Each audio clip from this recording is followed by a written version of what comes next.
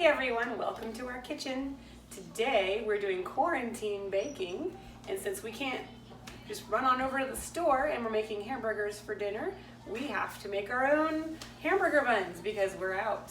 And we have all done the right thing and done what? Wash our hands. Washed our hands. That's all So today we are going to teach you how to make some quick hamburger buns, and I keep everything in my little handy dandy bread folder since I make so many breads.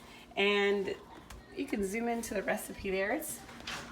Every time I find a recipe, I always make changes. You know, I just see I'm always making edits and doing it the way I want to do it. But this is just our quick recipe. Basically just involves milk, water, yeast, sugar. It says canola. I use vegetable oil, flour, and salt, and that's it to make really any basic bread.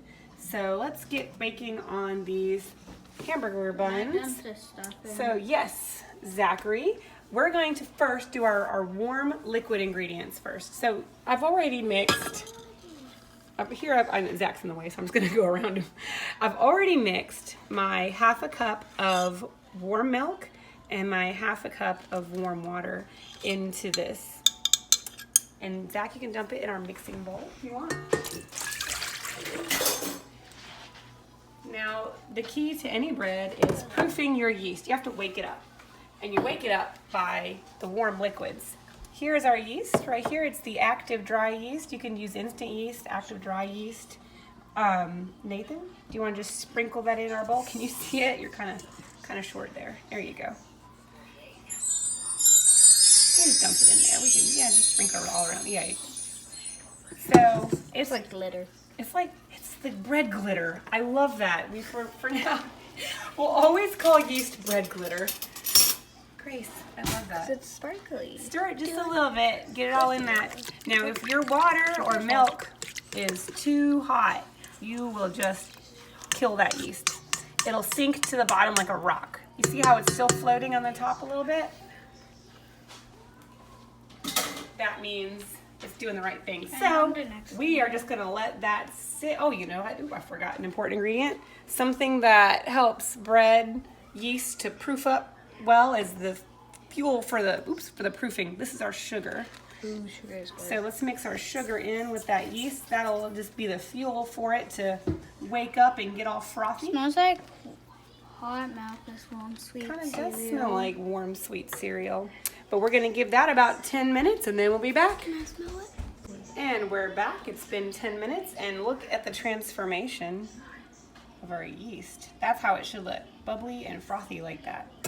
So to that, we're just going to add the rest of our ingredients. We have our high quality flour. Flour does matter. I made some bread on a video the other day and it was actually kind of terrible looking. So I loved, and this is our salt. Right here, just a little bit of salt. I love to use a higher protein flour so that you get a better looking bread. Like if you use bleached cheap flour, it's gonna look not so good. Anyway, here is our oil. It calls for, so that salt that I just added, that was a ½ teaspoon of salt. This is a ¼ cup of our vegetable oil. Just mix it all in there. Keep it simple. And then if you look at my mixer right here, this is the most amazing device to make bread with. You can do all this by hand and it's fun, especially if you're having a bad day. You can take out your aggression and knead the dough, you know, extra hard. But if you're busy doing other things like the millions of loads of dishes I've been having to do under quarantine, Grace is laughing at me. She's seen how many dishes that I've had to do. So anyway, so I just mix this with a spoon like that, and you see how it's kind of sort of mixed together a little bit. Then use the dough hook.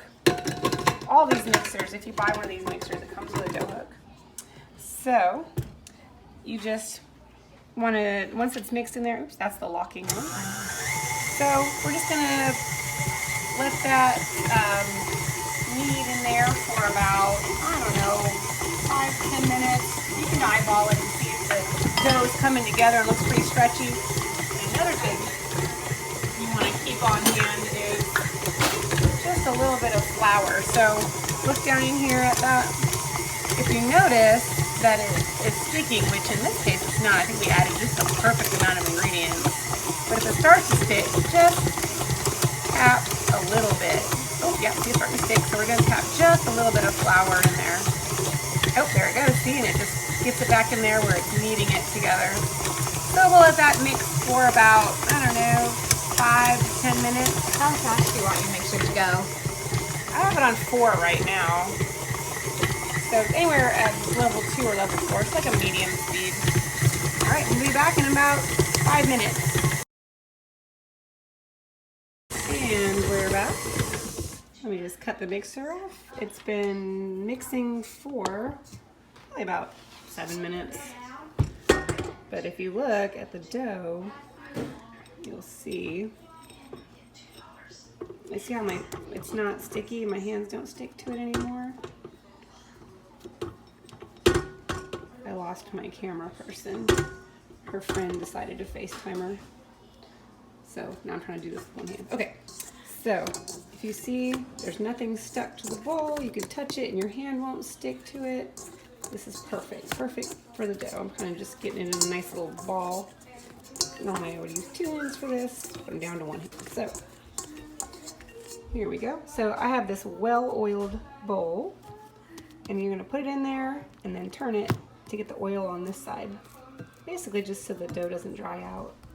And we are going to just cover that with a cloth. Oh, my bread cloth is over here. There we go. Okay. You can use saran wrap, like spray it so it doesn't stick. Or you can just use a towel too. There we go. And my secret to proofing bread is the microwave. It's just warm in there, just holds the heat in, keeps the air out so it doesn't dry your bread out. So we'll just let that sleep in there for, an hour or so till it doubles in size. You'll see it poofing up over the bowl. And then in the meantime, I guess we're gonna play some living room football while we wait for that to rise.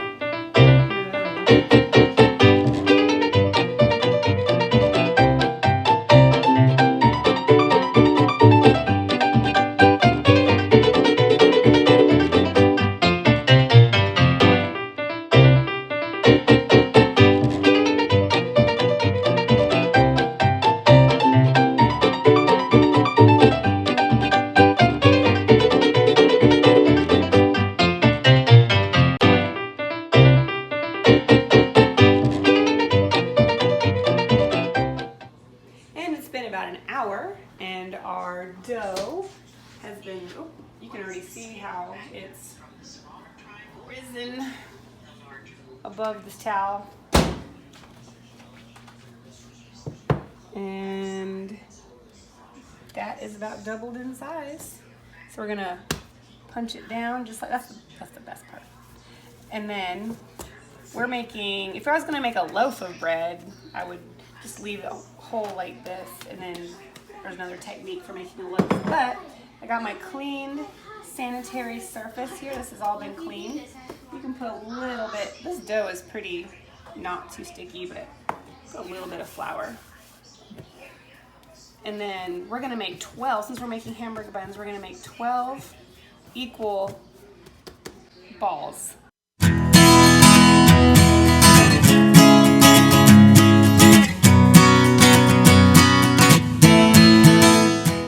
Okay, now that we have our 12 dough balls, they're around 2-ish ounces a piece. So this is one good way to shape. See, now that I don't have any flour on my surface here, but you kind of just move it around like this. That's gonna get those lumps out of the side, and that's gonna not have a seam. See how it's the bottom, when it proofs, it's gonna explode. So we wanna get that seam to seal. So you could start out by trying to get it solid like that, and then just moving it around so it sticks to the counter a little bit to get that seam. So if you pinch it closed if you want. You can pinch it, kind of just, there we go. And so there's one of our little buns. So we're gonna do that to all 12. And parchment paper is your friend. Always bake bread with parchment paper, unless you're using a loaf, but that will not stick to this. So we're gonna do this for all of them and shape them.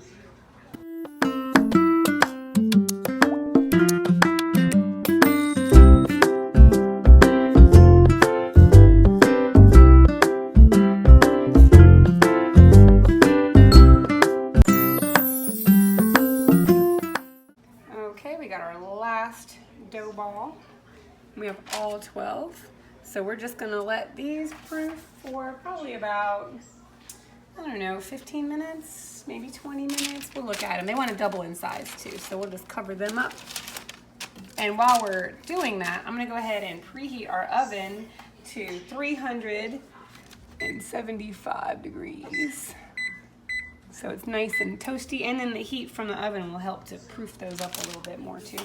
Okay, those rolls have about doubled in size. I think that was maybe about 10, maybe 15 minutes. I lost track of time, but what we're doing now is putting an egg wash on here. I just use the egg white mixed with a little splash of water, and then you just beat it together until it gets all kind of mixed together. And then you just brush. Oops, I think I forgot one in the middle here. You just give it a good brush. That's just going to give it a nice brown color. And I wanted to make sesame seed buns. So I have these tuxedo seeds is what they're called. Tuxedo seeds. It's a mixture of black and white. I think it's made for sushi, but you know, whatever. Make it. And of course my fire alarm is chirping. The fire alarm is chirping because it needs a new battery apparently. See how it's making them stick to the egg wash? Not too many. There we go. I think I forgot to put egg wash on one of them because it's just bouncing off of there. Let's see.